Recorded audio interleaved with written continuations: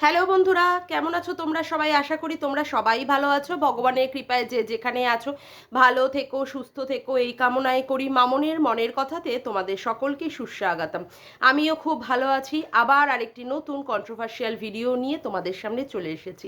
কালকে আমি একটাও ভিডিও পোস্ট করতে পারিনি, তার জন্য আমি খুবই দুঃখিত। গতকাল আমার ভাইয়ের জন্মদিন গেছে, সেই জন্য আমি কালকে একটু আনন্দ করার জন্য একটু বাপের বাড়িতে ছিলাম, ওদের সবার সাথে একটু হই হই করেছি। অবশ্য রাত্রের বেলায় এসে লাইভ করেছিলাম। যাই হোক, তার আপডেট দিতে পারিনি, আজকে তোমাদের সেই আপডেট আমি দিয়ে দিলাম। আচ্ছা, ভিডিও শুরু করার আগেই আমি যেই কথাটা দিয়ে আগে বলার চেষ্টা করব। কালকে মোটামুটি প্রায় রিম্পা বা দেবশ্রীদির ভিডিওতে আমরা সবাই দেখেছি আমাদের মাঝে আর আরিয়ান নেই। রুম্পা আরিয়ান থেকে আরিয়ান চলে গেছে, মানে ভগবান তার কাছে টেনে নিয়েছে। জানি না ভগবানের কি বিচার, ভগবান কি বুঝে আরিয়ানকে তার কাছে নিয়ে গেল। জ্যোতিষের কোনো একটা প্রেডিকশান 2022-এ করা প্রেডিকশান 2024-এ ফলপ্রসূ হয়ে গেল। আমি আরিয়ানের উদ্দেশ্যে বলবো যে তার আত্মার যেন, বিদেহী আত্মার যেন শান্তি হয়। সে যেখানেই থাকুক ভালো থাকুক। তবে রুম্পাকে ছেড়ে হয়তো বা সে ভালো থাকতে পারবে না, আর রুম্পারও হয়তো আরিয়ানকে ছেড়ে ভালো থাকতে পারবে না। ভগবান যা করেছেন জানি না তার বিচারে তিনি কি ভেবে করেছেন, সেটা আমাদের সবাইকেই মেনে নিতে হবে। আমি রুম্পার উদ্দেশ্যে বলবো, রুম্পা তুমি শান্ত থেকো, তুমি ভালো থেকো, তোমাকে ভালো থাকতে হবে। এছাড়া আমার আর কোনো কথা আসছে না মুখে। যাই হোক, এবার আসি আমি আমাদের সমাজ সেবক দাদার কথা। ওরে বাবা রে বাবা, দাদা আমাদের কি ঘোল খাওয়ালো গো, কি ঘোল খাওয়ালো। কমিউনিটি পোস্টে দিয়ে বোঝালো দাদা নাকি গামলার হাত ছেড়ে দিয়েছে।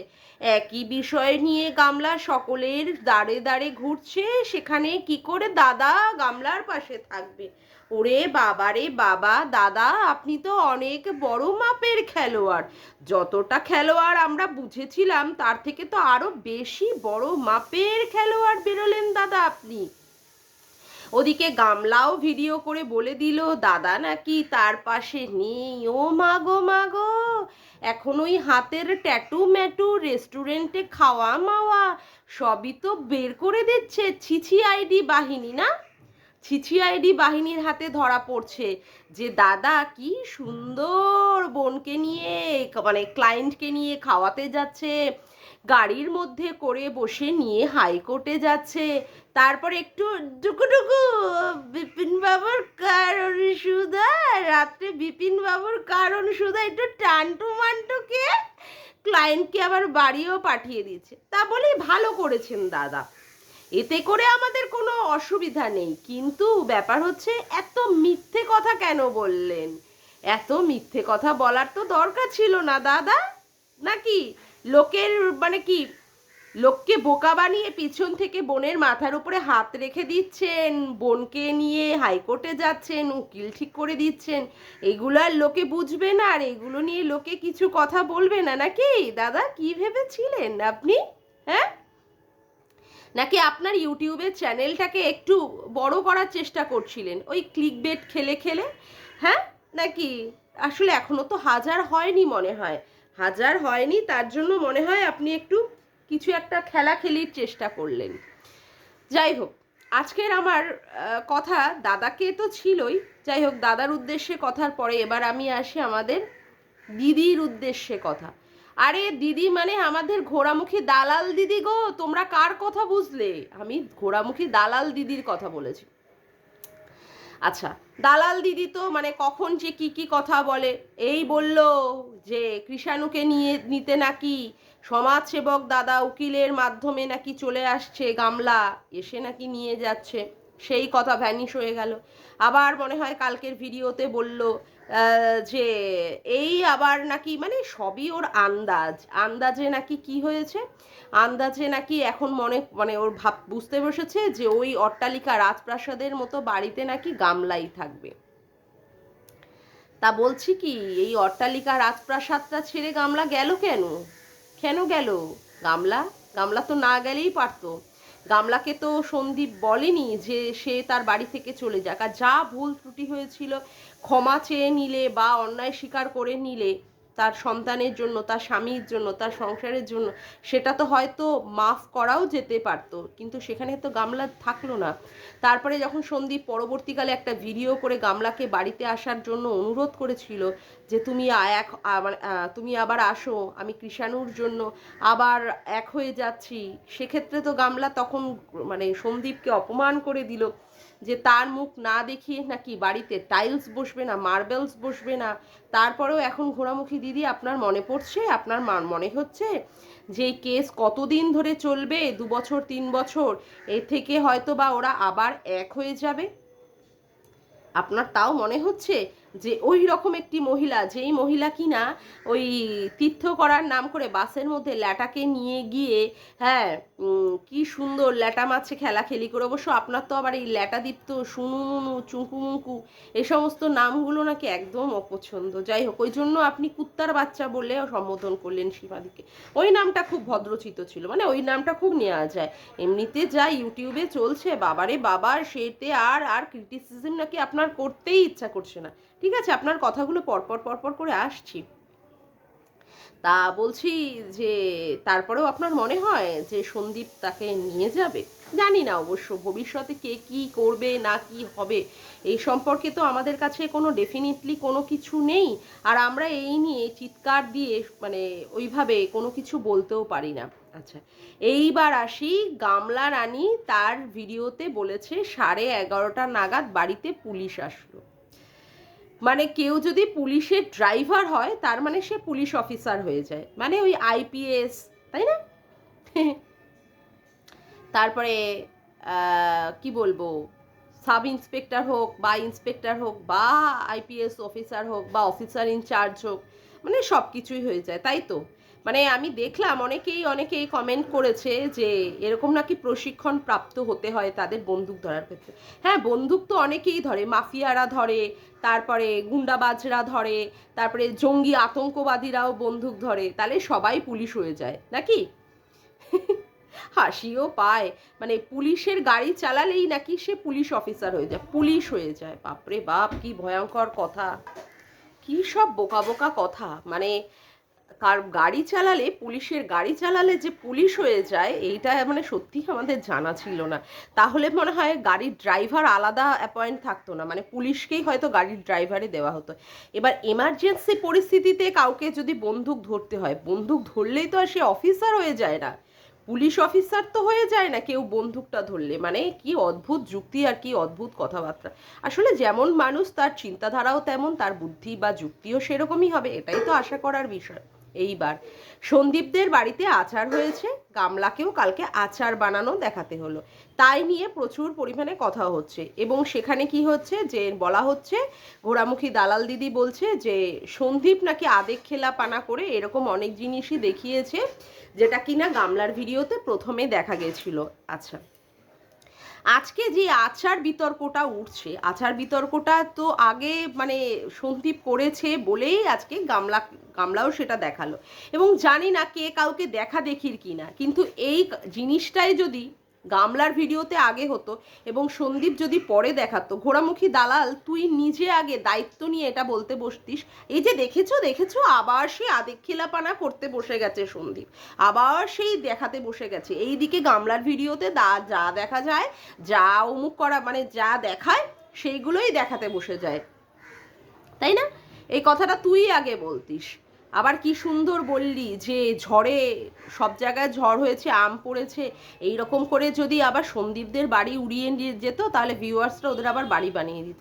মানে কি সমস্ত বোকা বোকা কথাবার্তা বলে তুই কন্ট্রোভার্সি করিস, মানে কন্ট্রোভার্সির লাইনে আদৌ তোকে মানান সই কিনা আমি জানি না। মানে কিছু মানে চটকা কিছু কি বলবো ওই মানে কোনো রং মশলা মেশানো অতি কথন অতিরঞ্জিত কথাবার্তা বলে বলে বলে বলে কি করিস বলতো তুই, মানে মানুষকে অ্যাট্রাকশান করার চেষ্টা করিস, কিন্তু মানুষ যখন তোর এই সমস্ত কথাবার্তাগুলো বুঝে যায় তখন কিন্তু মানুষের কাছে তোর আর গ্রহণযোগ্যতা থাকে না।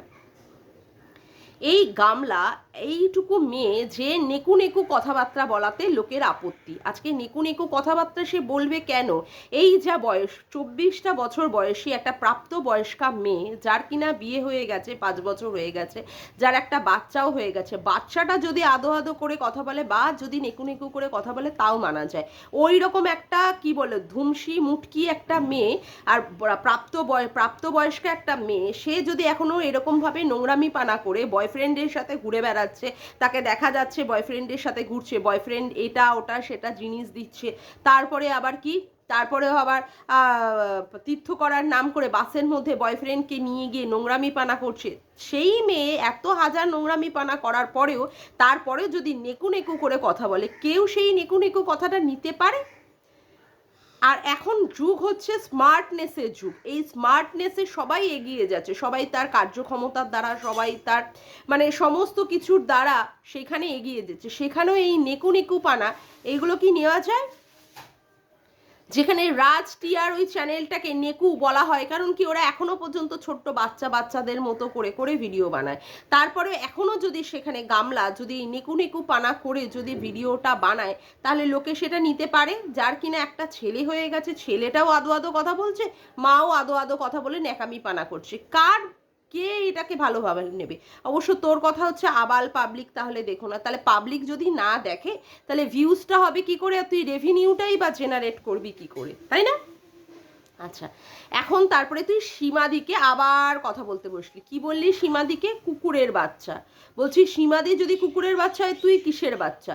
যাকে যা পারিস মুখের ভাষা দিয়ে কথা বলে দিস না, তারপরেও আবার তোর লোকের ভাষা নিয়ে প্রচণ্ড পরিমাণে আপত্তি।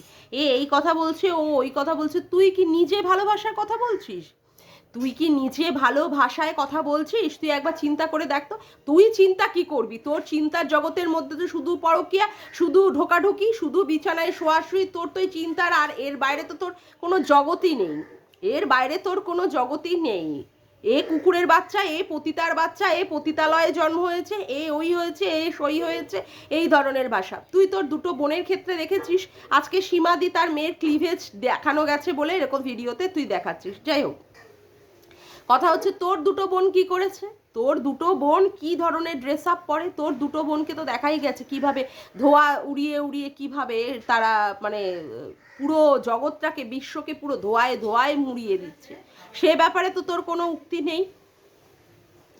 লোকের সম্পর্কে বলতে গেলে না, আগে নিজের দিকটা ভেবে চিনতে তারপরে কথা বলবি। যে লোককে আমি কন্ট্রোভার্সি করব, সেখানে নিজের চরিত্র, নিজের ক্যারেক্টারগুলো, নিজের পরিবারের লোকগুলো যেন টপ টু বটম একদম নিষ্কলঙ্ক হয়। একদম নিষ্কলঙ্ক হলে তারপরে গিয়ে সেখানে গিয়ে বলা যায়। তুই নিজেই টপ টু বটম নোংরার মধ্যে ডুবে আছিস, তুই নিজে একটা নোংরা মহিলা, তুই নিজে কি সমস্ত ড্রেস আপ পরিস, তুই নিজে কি সমস্ত ড্রেস আপ পরিস, ওই বক্ষ যুগলগুলোকে যাতে করে হাইলাইট করা যায় সেই রকম ড্রেস আপগুলো পরে পরে তুই সেইগুলোকে পরে পরে রিলস বানাস, তারপরে তুই ভিডিওতে ছাড়িস যেগুলো শর্টস ভিডিও, তারপরে তুই বড় বড় আবার কথাবার্তা বলতে আসছিস সীমাদির মেয়ের ব্যাপার নিয়ে।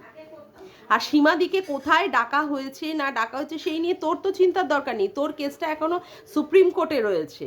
তারপরে আবার মন্দিরাদের কোর্টে কেস, মানে মন্দিরারাও রানাঘাটে আবার কেস করে বসে আছে।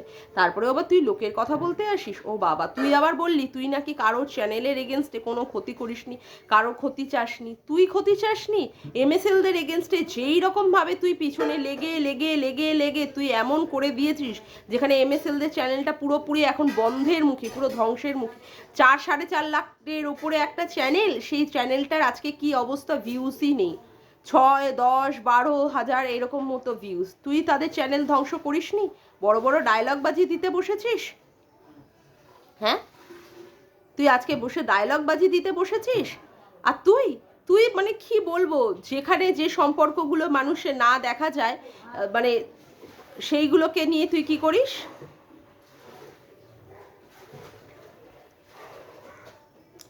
তুই তারপরে যেখানে যে সম্পর্কগুলোকে মানে পবিত্র সম্পর্ককে তুই নোংরা সম্পর্কে নিয়ে এসেছিস। তুই মানে কি বলবো, ওই কণিকাকে তার ভাসুরের সাথে শুয়ে দিয়েছিস, রিম্পাকে শ্বশুরের সাথে শুয়ে দিয়েছিস, গীতাদিকে তার জামাইয়ের সাথে শুয়ে দিয়েছিস। তুই কারোর ক্ষতি চাস না, তুই কারোর সম্পর্কে নোংরা কথা বলিস না, তুই বাজে কথা বলিস না। সব বাজে কথা তোর এগেনস্টের লোকেরাই বলে, তাই না? তোর এগেনস্টের লোকেরাই বলে।